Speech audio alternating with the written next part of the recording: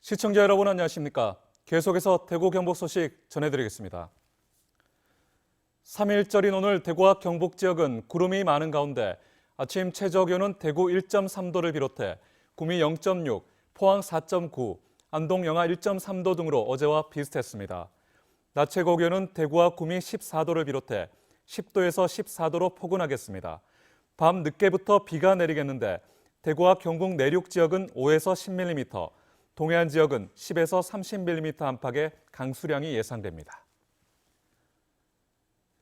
태극기는 분명히 우리나라를 상징하는 국기이지만 언제부터인가 탄핵 반대 상징으로 각인되고 있습니다.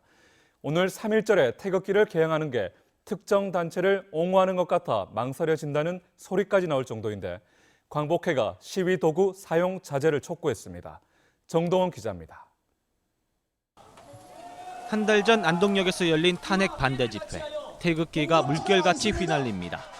며칠 전 충북 청주에서는 탄핵 반대 집회에서 태극기를 태운 20대가 국기 모독죄로 조사를 받기도 했고 재판정에서 태극기를 펼쳐드는 기행도 있었습니다.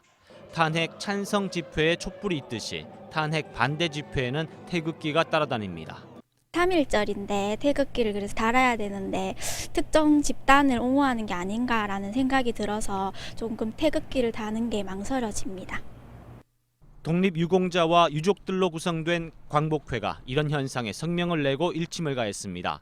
일제에 맞서 독립을 쟁취한 3.1운동의 상징 태극기가 특정 목적을 실현하려는 도구로 전락했다는 겁니다.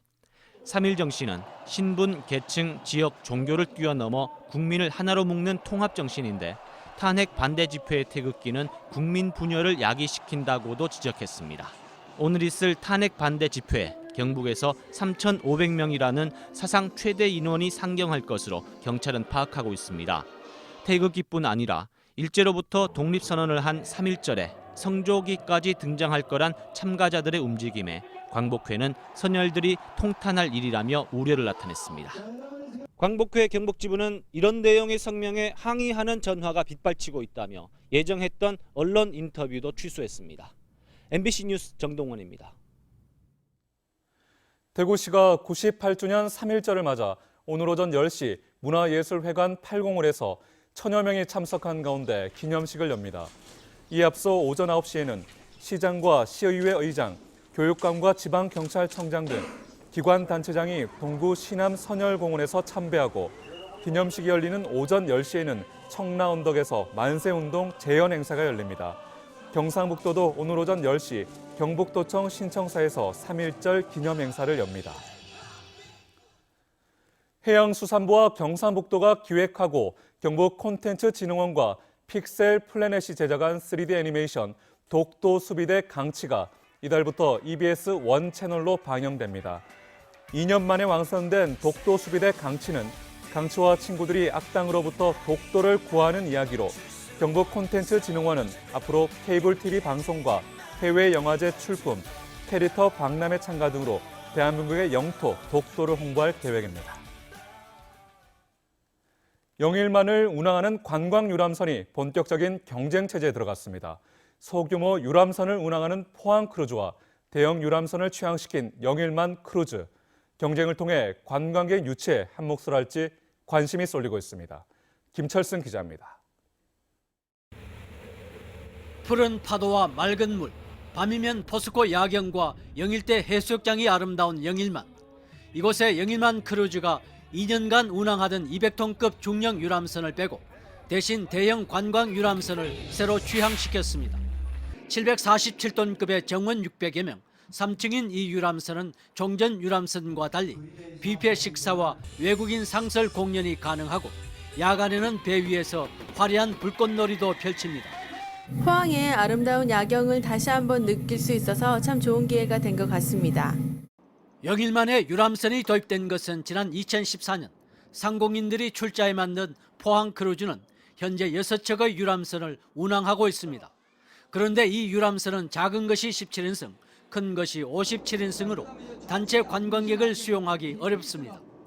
포항 크루즈가 주로 가족 단위 소규모 관광객을 고객으로 하는 반면 영일만 크루즈는 외지 단체 예약 관광객을 유치해서 지역 경제 파급 효과가 큽니다. 올 봄에는 저희 관광버스가 500대 정도가 예약이 되어 있고 그분들이 오시면 배뿐만 아니라 숙소 그리고 음식, 쇼핑 이 모든 것이 갖춰져서 포항 경제에 큰 도움이 될 것 같습니다. 하지만 승선 요금이 비싸고 대형 버스 주차장이 부족해 관광객 수용에 혼잡이 예상됩니다. 대형 관광 유람선의 취향이 관광객들에게 선택의 폭을 넓히고 지역 경제에도 도움이 될 것으로 기대됩니다. MBC 뉴스 김철승입니다. 국토교통부에 따르면 올해 1월 대구공항의 국제선 이용객은 약 11만 명으로 지난해 1월보다 184%나 늘어났습니다. 이는 두 번째로 높은 증가율을 보인 무안공항의 36%보다 5배나 높은 증가율입니다. 국토교통부는 이 같은 증가세는 저비용 항공사의 대만과 일본 노선 취향이 늘면서 이용객이 몰린 때문으로 보고 있습니다. 대구지방법원은 오늘부터 영장실질심사 단계에서 선임된 국선 변호인이 1심 재판이 마무리될 때까지 계속 변호하는 구속사건 논스톱 국선 변호 제도를 전면 시행합니다. 지금까지는 변호인이 없는 피해자는 영장실질심사 단계에서 국선 변호인이 선정되고 심사가 끝나면 활동이 종료된 뒤 1심이 시작돼야 다른 국선 변호인을 선임할 수 있었는데 이 제도 시행에 따라 더 효과적인 변론이 가능할 것으로 기대됩니다. 예천군 선거관리위원회는 오는 8일 실시하는 남예천농협 조합장 선거와 관련해 조합장에게 현금을 제공한 혐의로 남예천농업 조합장 선거 후보자 A씨를 대구지방검찰청 상주지청에 고발했습니다. 선관위에 따르면 후보자 A씨는 지난달 17일 남예천농협 본점 화장실에서 선거에서 자신을 도와달라고 부탁하면서 조합원에게 현금 200만 원을 제공한 혐의를 받고 있습니다.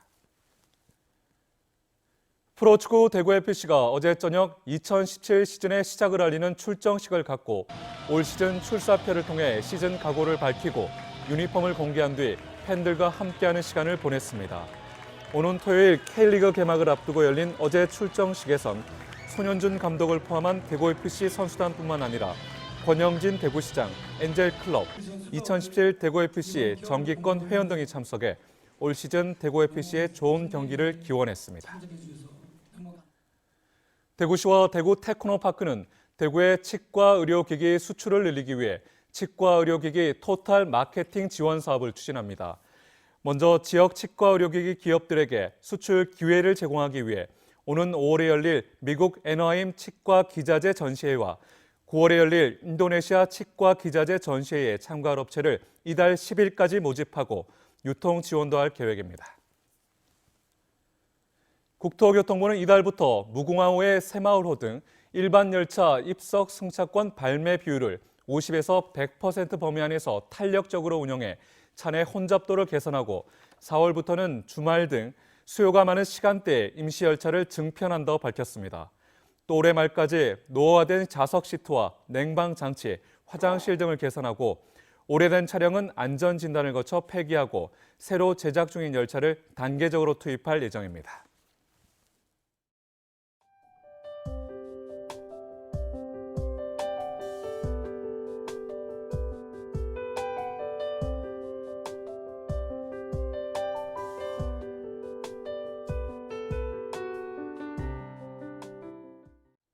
(3.1절) 대구 MBC 생활뉴스입니다. 시청해주신 여러분 고맙습니다.